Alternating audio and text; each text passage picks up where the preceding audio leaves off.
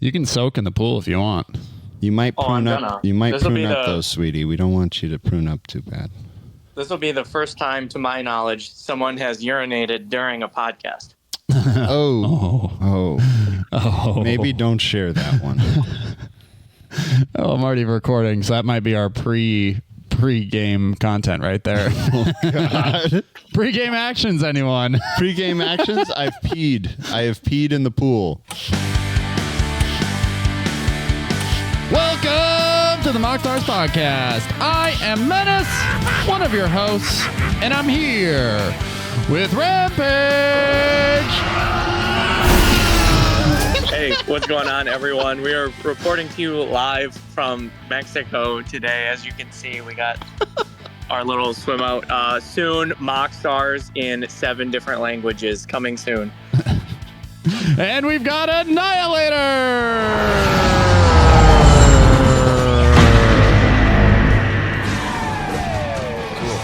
What's up, dude? You know, you can always change your name. That's fine. Well, no, it's got the really cool sound effect. It gets changed every week. No. The inflection has been different. Yeah. Every week for the last 3 weeks. So I'll let you introduce sound yourself. Effect is cool. It's a cool sound effect. It's actually like it's the perfect balance between CSI Miami, Star Wars Episode 2, and is that actually the I know. No, it's the Who. It's the Who, okay. Right? Yeah.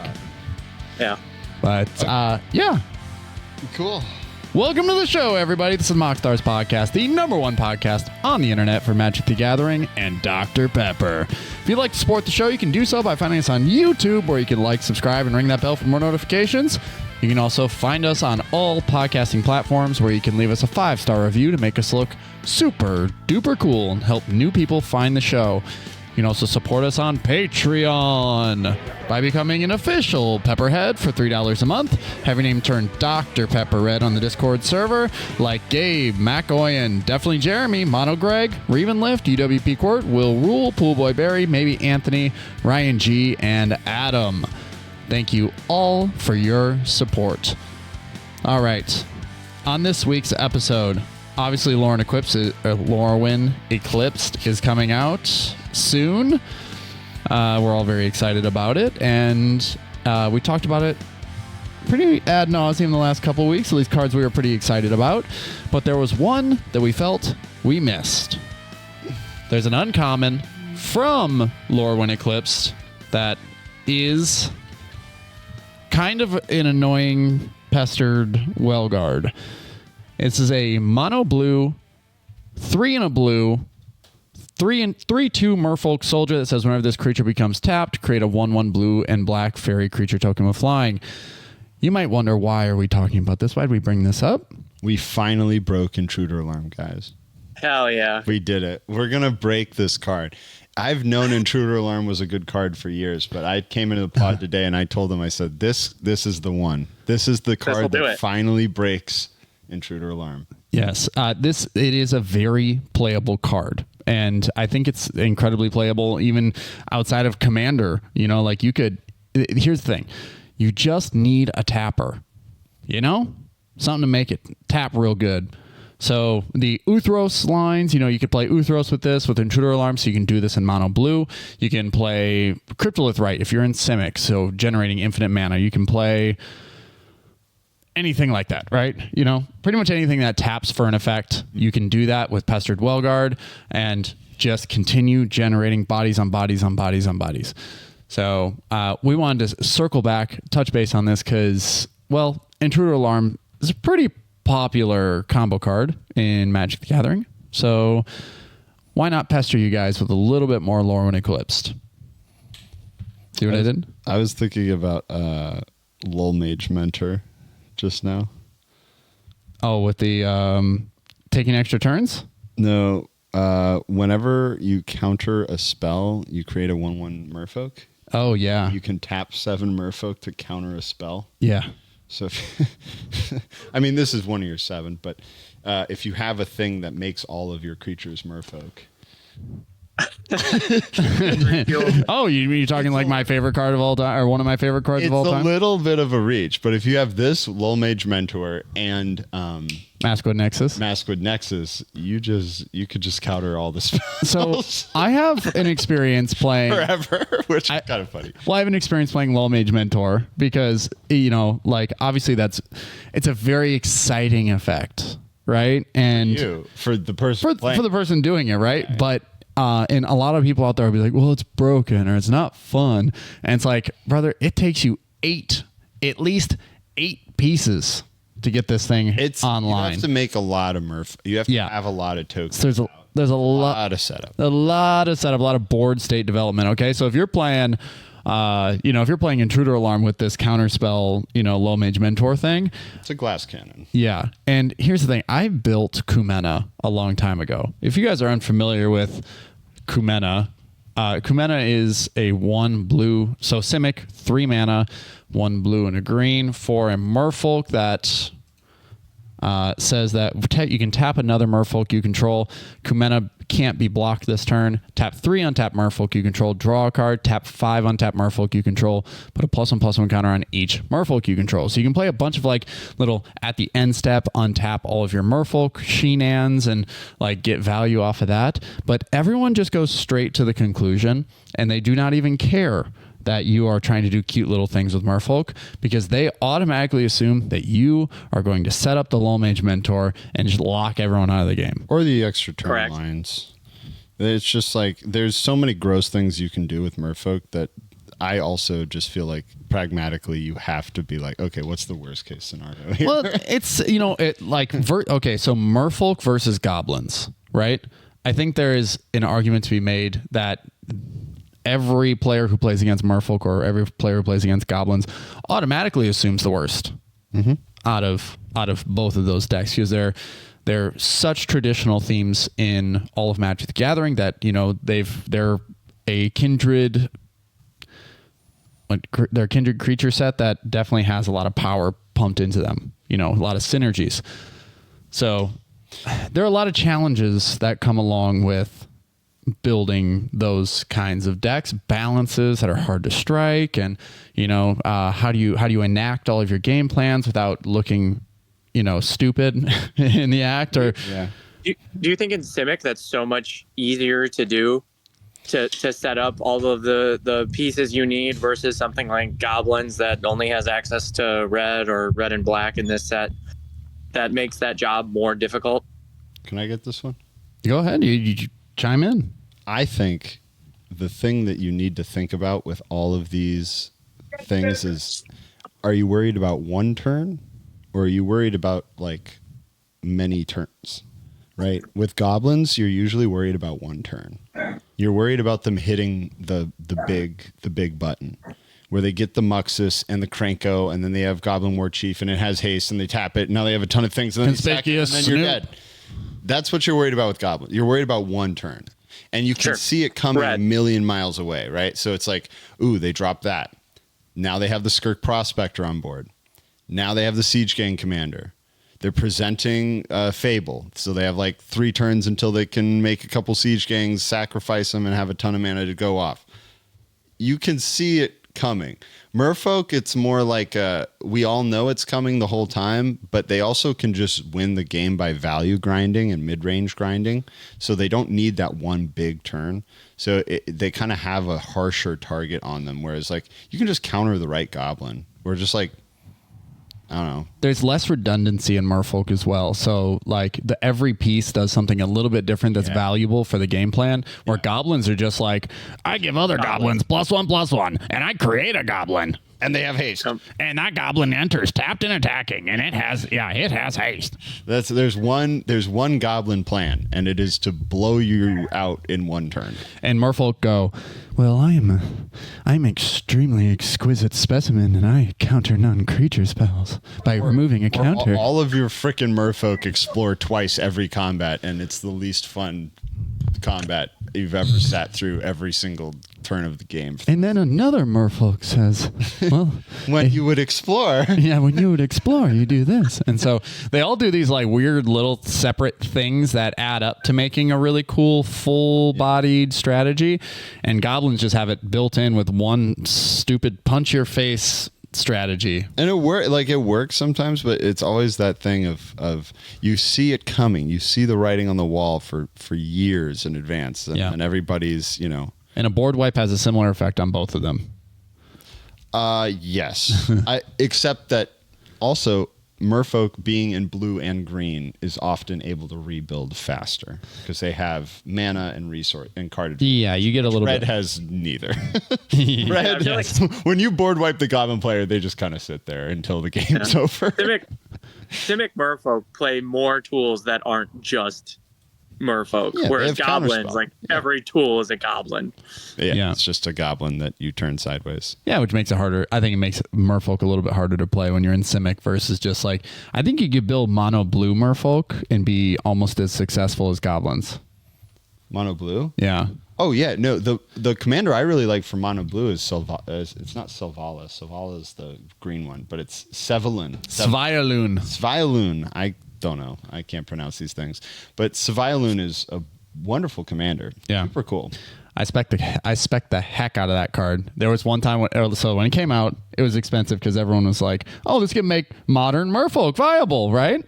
And then it dropped. If I had $1 for every time. right, and then it dropped down to like $3 for a borderless foil, and then I bought like 16 at like $3, and then we went to MagicCon. This is a very early part of the MoxStars podcast. You can go back. I can't remember exactly how much they bought them from me for, but I had purchased as many borderless foils for that price as I could.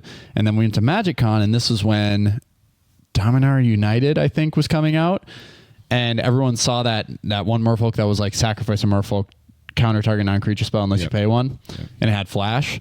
That also had people being like, "It's coming back! Yeah, Modern Merfolk is back!" It's back. So it spiked Svialoon to like $40, and then I went to MagicCon, and someone paid me like $30 or $32 each.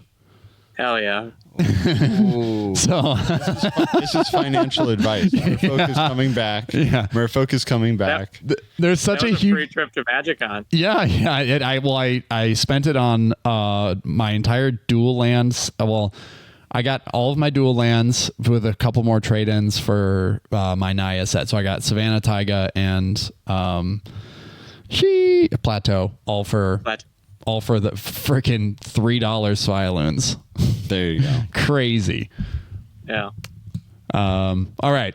So speaking of strategies that, are historically sound, but oft are structurally difficult to put together, often have their challenges in building.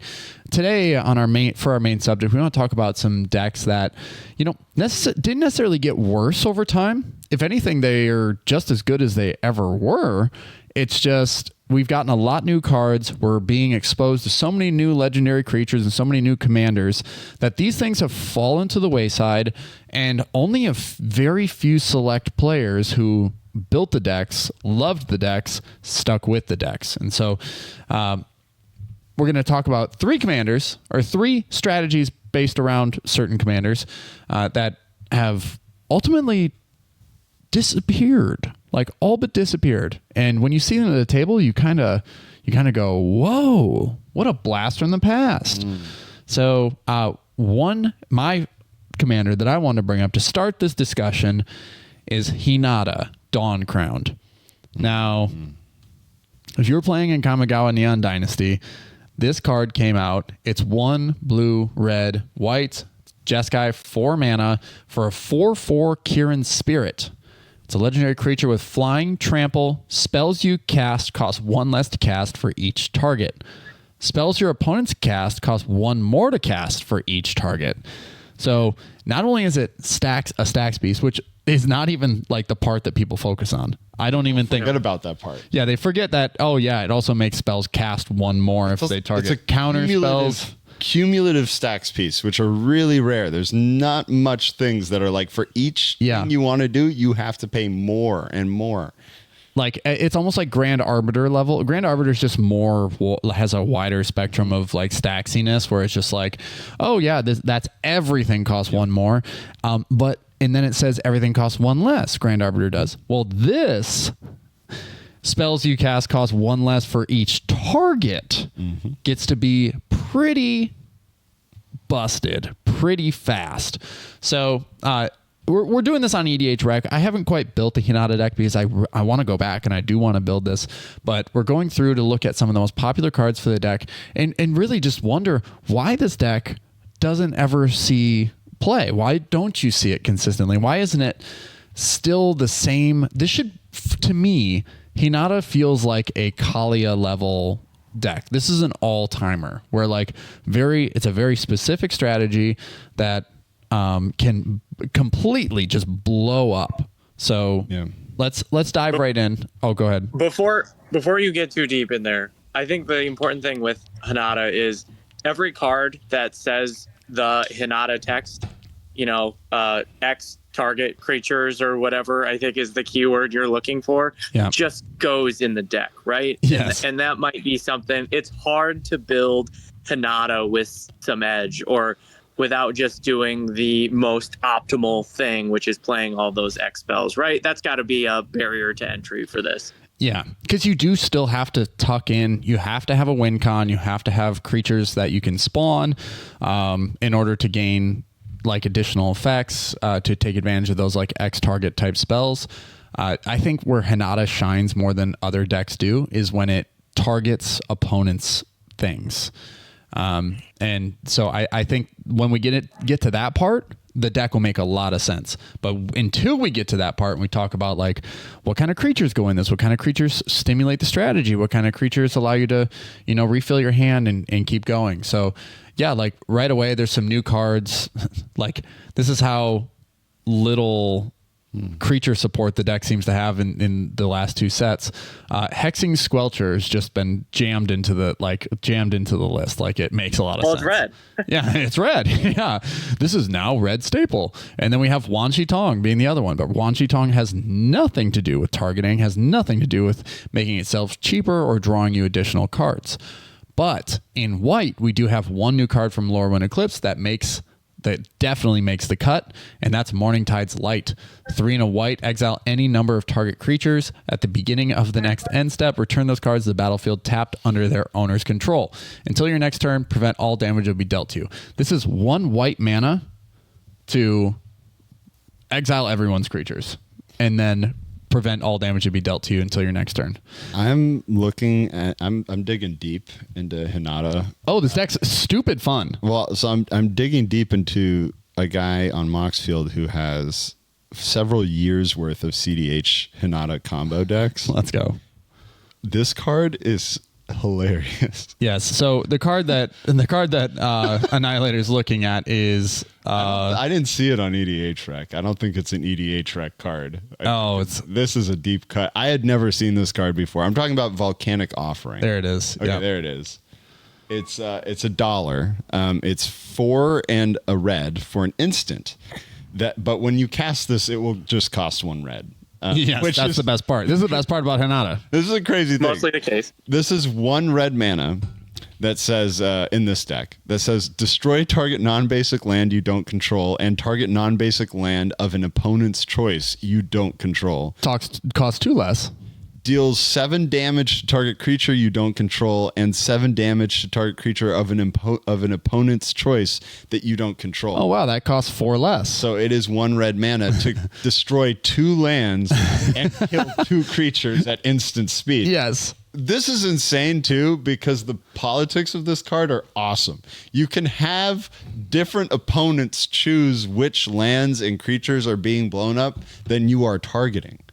So it's not like, if you're in a table where there's obviously one person who's the problem, you can just pick somebody who's kind of, chill with whatever you're doing with Hinata, and they're going to blow out some guy. Yes. Right, completely. You don't lose anything.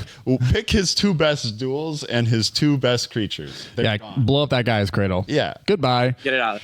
Yeah, and then there are other cards that go along with Volcanic Offering that are just disgusting depending on the scenario, where like you've gone wide, you developed your board state, your opponents have set up this wall of creatures, blockers, to make sure that you can't get through, and then you go ahead and cast Gridlock, which is X and a blue for an instant that says tap target or X target non-land permanents. So for one blue mana, you tap everybody's. It's disgusting. It really is.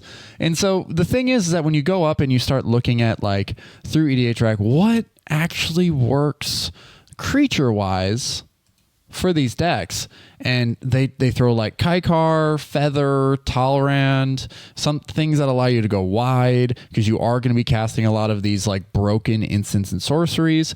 The coolest one that I think is a staple is Zephi, Thunder Conductor. This is from the precons of Strixhaven. It's 4 mana with Magecraft. Whenever you cast or copy an instant or sorcery spell, scry one. That spell's mana value is 5 or greater, which Hinata reduces the cost. So whatever, the bigger the X, the better with Zephi, because if X is 5 or greater, you create a 4/4 blue and red elemental creature token. If that spell's mana value is 10 or greater, Zephi deals 10 damage to an opponent chosen at random.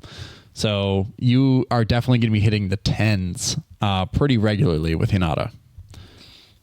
This is also hilarious. Go ahead. What is it? I remember opening this in 2013 and being, kind of gobsmacked at how bad this card is. This card is an enchantment named Dismiss into Dream.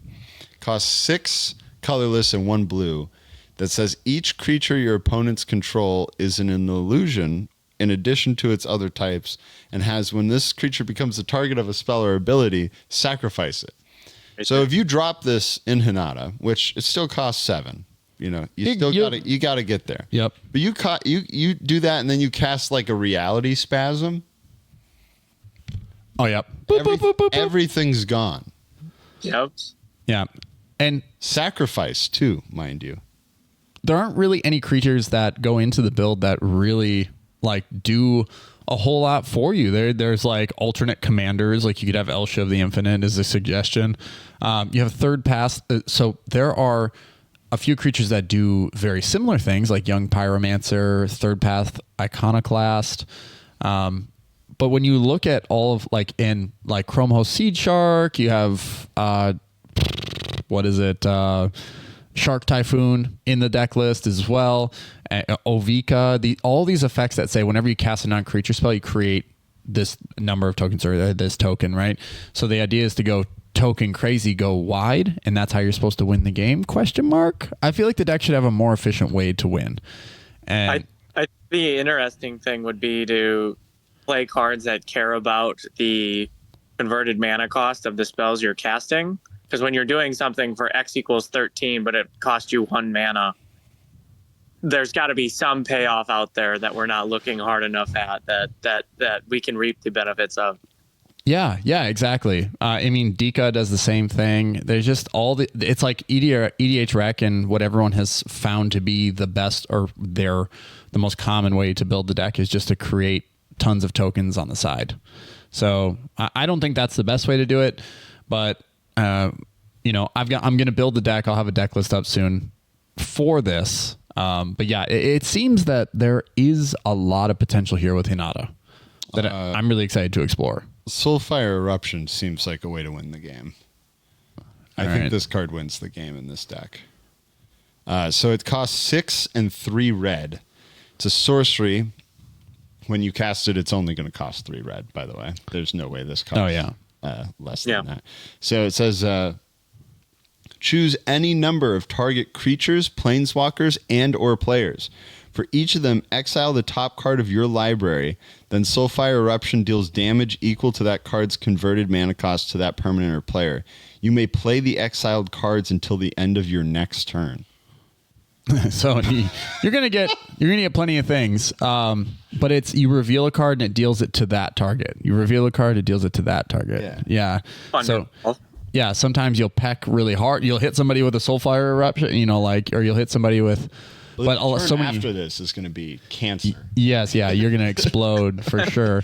And then there are really big things, and I think Hinata loves to like this. These are Hinata's current win conditions, which is like Crackle with Power. Oh yeah, which is like insane because you got 3 targets in your opponents, and then you have every creature that they control. Yes. So that just wins. Yeah, Crackle with Power can be nutty. Usually 2 red mana. Maybe you pump a couple extra mana because the X doesn't work the way you would normally would need it to.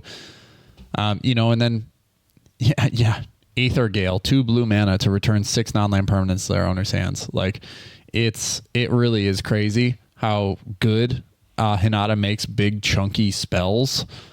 So yeah, this is a deck that I think just needs to go back to the workshop. Like with all the new things, with all the things out there to rebalance it. And I think a lot of players going to be very happy like building this deck. So I know I'm going to be, and I'm really excited to, because there is something we're missing. I'm excited to find the way that it works best for me. So if you out there have a Hinata deck list and have seen the truth, would like to speak the truth, would like to give us your insights, drop down in the comments below on YouTube and let us know. What are some of your favorite pieces of tech with Hinata? All right. We're going on next. Annihilator's going to tell us about Darian. I'm going to talk about the king, Darian, King of Keldor. I really love this card. It's a 6 mana white card, so it's bad. But other than that, it's really fun. This is a commander that I have played for a very long time. I remember first being introduced to it around when I got into Magic, because Cold Snap was one of the pockets for like good commanders. Arkham Dagson was also still played at a high level today. Yeah, was a very oppressive mono blue commander. Now, this deck is something that I've been trying to retool recently. Back in the day, it used to only have the 2 Soul Sisters in white. And that was kind of enough. That plus a few payoffs, like Captain of the Watch, made this fun to play. But with all the support we've gotten, I feel like every set there's a really, really, really good white card that comes out that pushes this deck over the brink. So I'm going to start by just kind of walking through what this is, how this works. Darian is 6 mana, 4 and 2 white for a 3/3. Very dangerously boltable, very high investment commander. But you don't play him until you've got all your pieces out. And this is a deck that really rewards you for doing that. So in that way, it's always been a little less of a feels bad when you like build up to getting him out and there's an answer for him, because typically you have a pretty good board state outside of him. When he's out, he says that whenever you're dealt damage, you may create that many you create that many 1/1 white soldiers. It does say may. So you don't, you don't have to, like, if there's something that, right. Yeah. Sorry. Yes, May. I caught myself. I thought it wasn't a May. All right. Yes, it is a May. There are times where you might not want them. I always wanted them, so I didn't even think about it being a May. But this is a super, super fun political commander, because it says that you can't hit me for less than lethal. There is no longer damage to me that is worth doing unless you shoot for the head. And so what I always used to say when I played this commander, to quote one of the greatest TV characters of all time, is, when you come at the king, you best not miss. And so, with Darian, when you have a Soul Sister out, if you get shot for 39 damage, you make 39 soldiers and gain 39 life. Nothing happened, but now they're dead on the crackback. Yep. They're just dead on the crackback. They have to shoot you for lethal. Now, there's ways to build up your resources and your engines around this mechanic so that things that would otherwise be completely unplayable are suddenly busted. One of my favorites is Angel's Trumpet, which gives all creatures vigilance. But at the end of each player's turn, they have to tap all creatures they didn't attack with that turn and take that much damage. So it encourages players to attack. And again, they can't really attack you. And at the end of your turn, it doubles all of your creatures. Because you're not attacking with anything. You're not attacking. So if you have 20 soldiers, you tap them, you take 20, you make 20 soldiers, you gain back 40 life. The table can't allow you to have this out for more than a couple turns. There's also there's a ton of infinite combos in this deck that are really, really cheeky. A blasting station is hilarious. You tap it, sacrifice a soldier or a creature, deals 1 damage to target creature or player. So you shoot yourself for 1, and then you make a soldier, and the soldier comes in and untaps blasting station. Untap.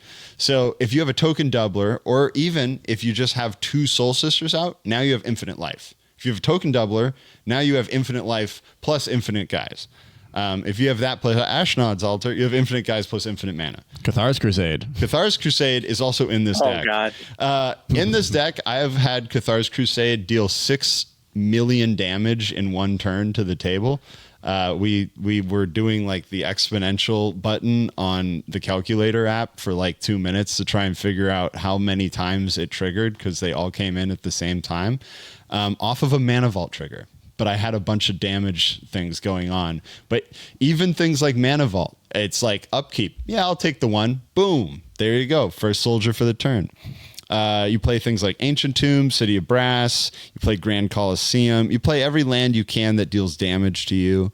Like Tarnished Citadel is just disgusting here. 3 damage to you. Yeah, so a tap, add 1 color, create 3 soldiers. Divine Visitation. Divine Visitation is hilarious. So when you hit me, I'm not making 1/1s. I'm making 4/4 flying vigilance angels. Yep. I mean, Caretaker's Talent is a recent card that came into this deck. It's a crazy card. Halo Fountain. This is one of the only decks I actually am confident can typically win with Halo Fountain if it finds it. Right. I have done it. So out of all these strategies, because they all seem to like run into each other. Yeah. Right. Which is great. That's exactly what you want. That's lots of redundancy. Right. What is probably the biggest challenge in like building this or running this deck? So back in the day, the big challenge was a board wipe just completely nukes you, because you're in mono white. Getting to 6 mana and having played 1 drops and 2 drops and 3 drops and 4 drops all the way up the ladder, when you get blown out, you're just out of the game. The problem is that now they just keep printing ways to make your field indestructible. They've printed 4 new ones in the past 12 months. So it used to be there were none, and then it was Teferi's Protection. You're like, oh, okay. And now it's like Clever Concealment. What is the other one? Is it just White Magic? The one from Final Fantasy? Oh, yeah. It's not Ice Magic. No. It's Cure Magic or something like that. Yeah. Curaga. Yeah. Restoration Magic. Restoration. There you go, yeah. There's Restoration Magic. There's Clever Concealment. There's the Phasing Creature. There's like a ton of options for this. The list I have up that Menace is looking at is kind of just the shell that I've worked around over the years. But like some of these, I wouldn't keep Healer of the Pride in anymore, because now we have like Guide of Souls. Another really funny card in this deck that doesn't get played in any other decks is Catapult Master. It is 5 mana. It's a soldier, 3/3. It says you can tap 5 untapped soldiers to exile a creature. The artwork is insane. Oh, it's awesome artwork. It's an awesome card. It's hilarious. It's $1. We're not supposed to talk about this person though, right? This is a bad person? This is one of the people who used to say some transphobic things and then got worse in that department and then got canceled and then said, no, wait, just kidding. And they were brought back. No, they weren't. I think there's been... they've done new Magic cards? I don't think they've done new Magic cards, but I think that was more of a community reaction thing that Wizards was not going to go back on. Yeah. In my opinion, one of the most talented artists, but a very unfortunate lack of character. Yeah, very cool artwork though on this. I mean, all of my favorite artworks. All of your oh my god, all of your favorite artworks are done by the Lotus Cobra, the the Eternal Witness. If you know now who we're talking about, like it is the Guru Lands. Yes, the Guru Lands. That Lotus Cobra promo was sick. It's like the Birds of Paradise. Yes, yeah. I'm sorry, I can't. No, very, an excellent fantasy artist, but not nearly the greatest. The greatest of all time falls to Tyler Jacobson. I'm not calling them who also just so happens to illustrate Kumena. Anyway, Chroma's Will was a big include for this too. Wins you the game when you cast it. Yep. They kind of just keep. You still suffer. I feel like your deck very much still suffers from board. Yes, you get Flawless Maneuver. Yeah, Flawless Maneuver is good, but you still run into the issue of getting bumped by a board wipe or bumped by a farewell or something like that, and that's always going to happen. I think for a lot of these decks. Yeah. Because you are running such a narrow. It's narrow in a way where you're completely dependent on board state. Like your creatures are your win condition. So, and Darien to an extent. Yeah, like the thing is though that again, whenever I've played this, it's always played better than I've expected. Every year I've played this deck because I've rebuilt it like 4 different times now since I was a kid. And I have a proxied version of it that I bust out every now and then. And there's some cards in this like Dingus Staff or like Ankh of Mishra that like you play this card and everybody at the table is like, why would you play that card? And suddenly you're doing almost like a mono red thing to the table as a mono white deck. And it doesn't even matter if you can't get Darien back out because you have like the crazy life gain support that they've been printing for the last 4 years, plus all of these group hate effects that don't really matter if you get your commander back. It gets to a point where you have enough resources and value on the board and people can't really touch you because you've gained so much life. There's so many ways to gain infinite life in this deck that you kind of only need to do it once. And then the only way people can kill you is with commander damage. And then it's just at some length of time, Darien will come back out. And a lot of the times for me, what's happened is I just don't even put him on the field until I have that indestructible field card in my hand. And then once I do, politically, I mean, it's like kind of over. People can't hit you.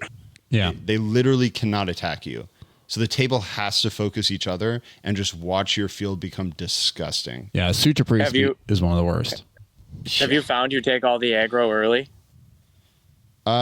So what happens is people know that the door is open only until Darien gets out. So people beat you up in the beginning, but again, like once Darien comes down, you have enough ways to beat yourself up that like your life total just quadruples. Dude, they sleep on it. They fall asleep at the wheel and they go, we don't have to worry about that until Darien comes out.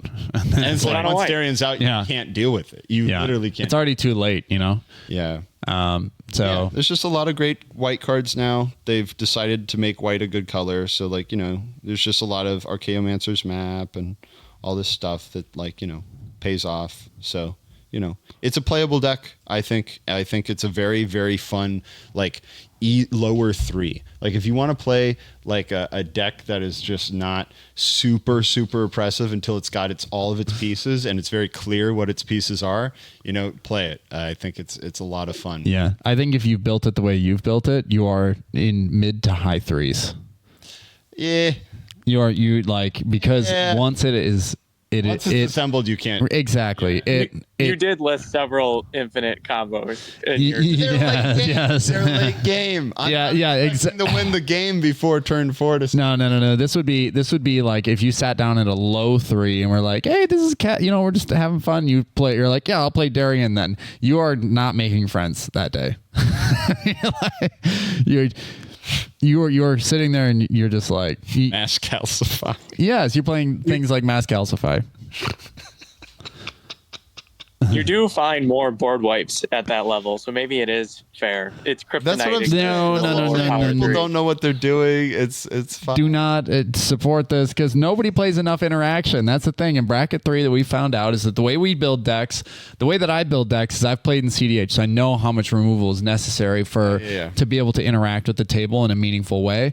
And when you play in bracket 3 with strangers, right? They're not doing that. They do not build their decks with a interactive mentality. They build the deck in a way that's fun or has a little bit more redundancy where they haven't quite sacrificed that redundancy for interaction. So, Darian, in a stranger's pod, that's high. That is high 3. But in a pod with me, that's a low 3, baby. That's what I'm talking about, you know? Yeah. All right. Rampage with your little piggies in the pool. Tell us what's your challenging deck to build or you know. So we talked a little earlier, and I have a couple that fit this, and I think it's less of the deck itself and more of the deck building.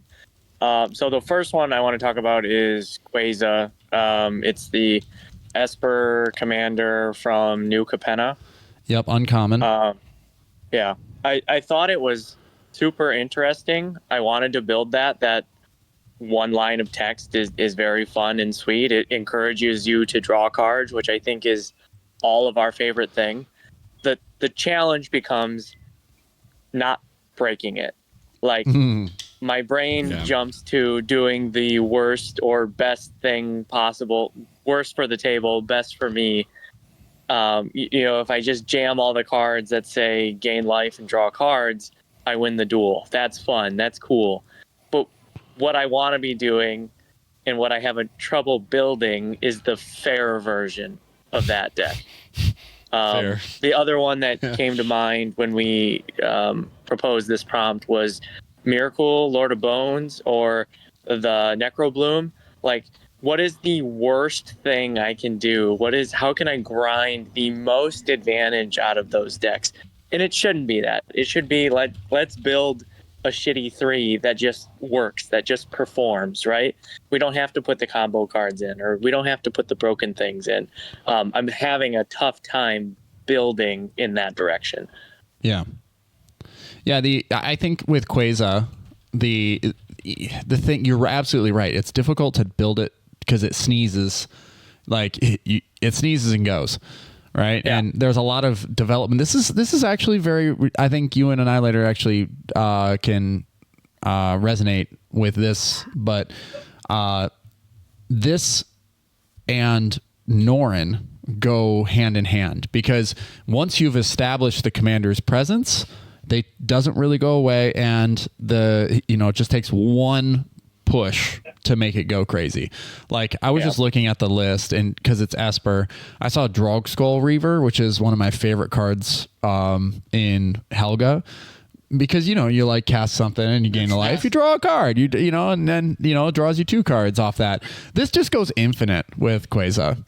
It's like if you're able to drop Quasar, because whenever you gain life, you draw a card, and Quasar says whenever you draw a card, you gain a life and target opponent loses a life. So it's a it's like. But I feel like there's so many effects that you just sneeze on this. I see what you're saying. Windfall. Like, there's bye. I don't know. I think this is one of those commanders where if you see this at the table, you have to understand that there's a million ways for this to go infinite. You have to assume the worst. Yes, exactly. Yeah. So it kind of becomes like, why not just build it I don't know. I feel like there's some commanders that are just kind of tragically destined to only be. Like, even if you built them fairly, you didn't put in the Sholdreds, you didn't put in the Drogskull Reapers, you even said, hey, guys, rule 0, no infinites. There's an understanding that whenever somebody says that to me and they sit down, they play, like, a deck that is objectively gross, like the commander is, but it doesn't have any of these things. Norrin. Shut up. No. I don't say that about Norrin. I just play Norrin. The problem is that people can't interact with Norrin. You can interact with this. You can remove. Yes, you can remove this. Yes, you can remove this commander, and you can remove it on the stack when the infinite thing is about to happen. Yeah. With Norn, there's nothing you can do. You literally cannot. It's objectively worse. You cannot remove Norn. You cannot even target it. It's gone. Yeah, there we go. Cliffhaven Vampire. Whenever you gain life, each opponent loses 1 life. An uncommon from, There you go. Yeah, it's like everything doubles. Every little piece of incremental value that you put on the stack or that you put on the battlefield creates these draw a card, lose 3 life, draw a card, lose 4 life, draw a card, lose, like Starscape Cleric does it twice because of Offspring. Yep. I'm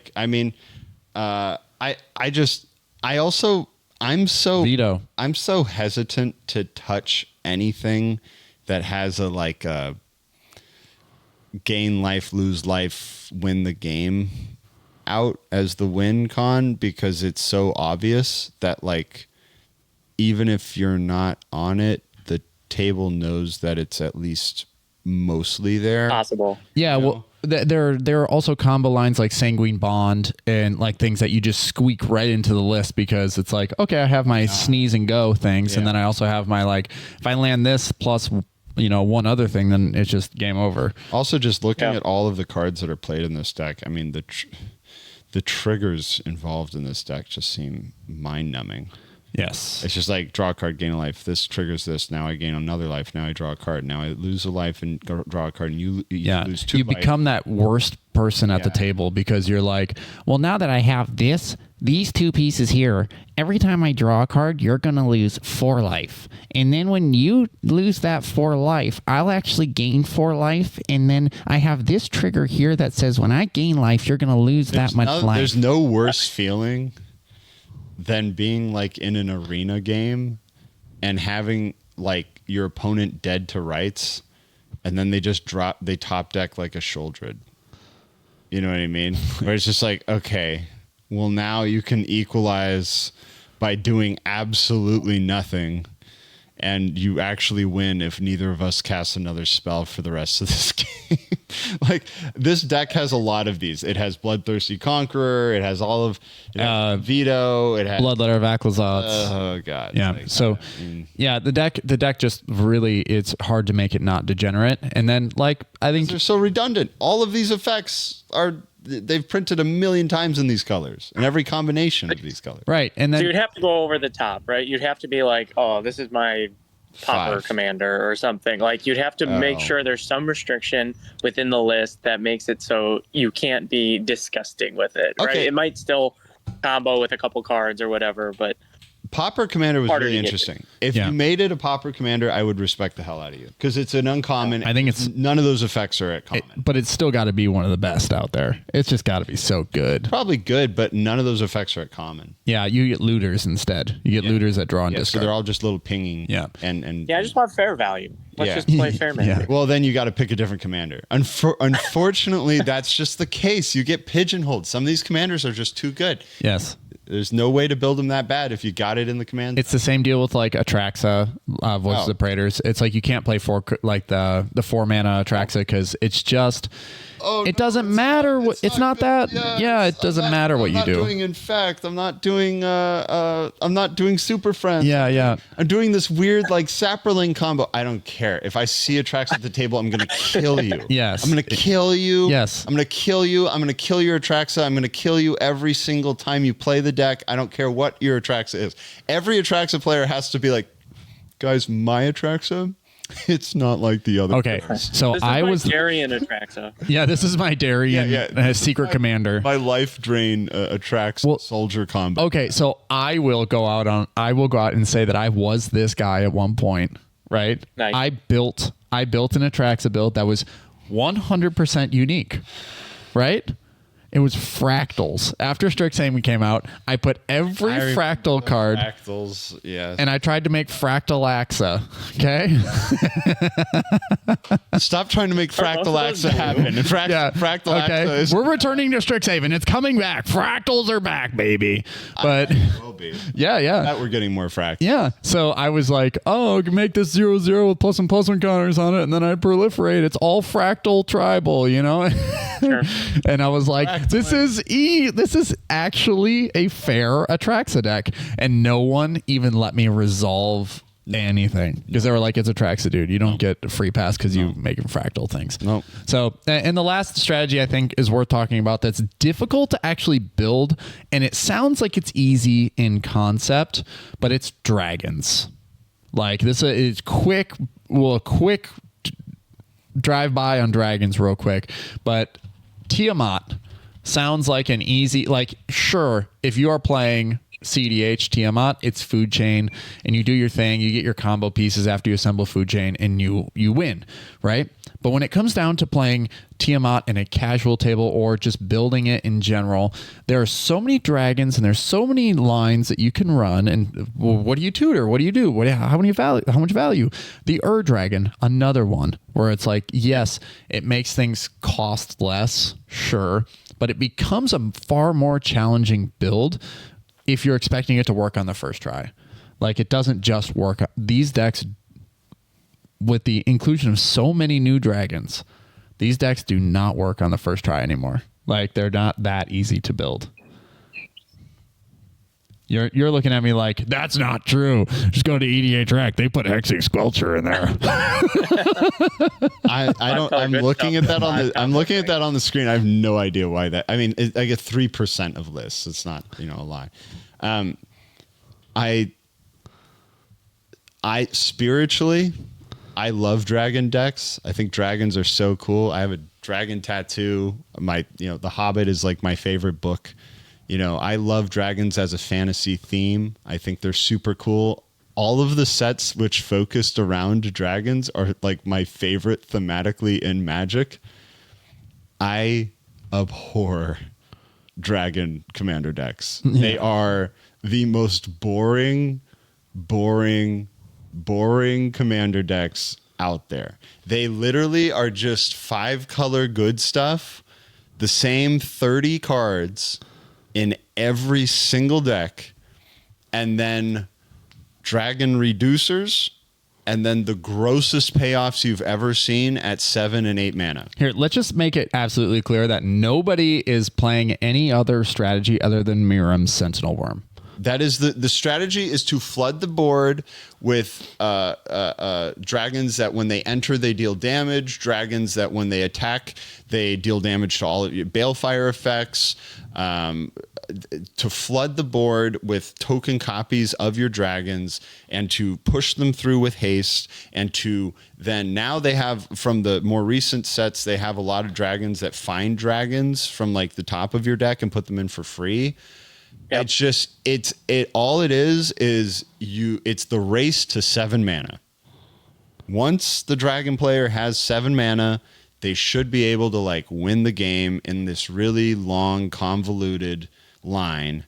And then what ends up happening is players who are new to Magic, this is the most built, the Dragon is the most built deck on EDH Rec, has been for years.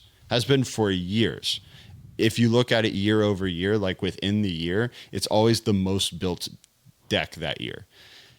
Because it always gets more support, and new players come in, they say, well, what do I want to build? It's Elder Dragon Highlander. I want to build the big dragon baddie. Okay, cool. It's boring, and you're going to get absolutely cooked when you sit down at a table. Yeah, it's too bad that dragons are such a cool high fantasy thing. Why do we have to invent something so cool? The big thing that I was like looking for is Miram is like the go-to for pretty much every 5-color dragon deck because it goes, there's like you get some billion number of dragons when you use, what is it, Ancestral Dragon? Or what is it? There's a ton of different ways. It's the blue one. Yeah. The blue one that enters and creates a copy and then it enters as a copy of itself. Not Eternal Dragon. I can't remember. It's like you're talking Astral Dragon. Yes, Astral one. That makes a bunch of 3/3s that aren't creatures. Yes, they become targets that aren't creatures. Yes. But also, like, it's got Ireni and stuff now too, which just like you find more, and that's a token copy that's also not legendary. And then when it attacks, you get 2 of this trigger that are going to find 2 things. Yeah, going to double. It's just annoying.